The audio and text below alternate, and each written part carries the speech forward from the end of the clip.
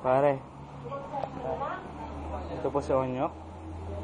I think he's positive in dengue. So tomorrow we have a blood test and urine test.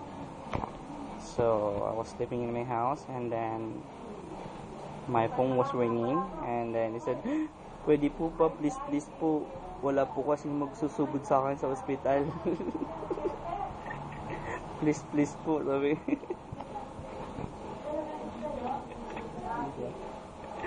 Nangihingi na po. Ilang araw na ba? Thanks mo, bro. Ayan, medyo nag-subside na yung lagnat mo, bro. Nag-subside na. Ayun po ang kanyang mga nurses. Mga beautiful nurses.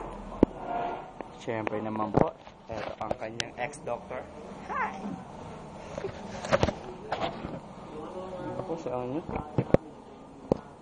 Onyo, ano ba pagbibili mo pag nadahingi ka? Ha, bro? Ano? Ito pa yung sinaksak sa kanya. Ayan, yung mapulang-mapula na yan. Ang daming dugo, hindi mo man na pinupunasan.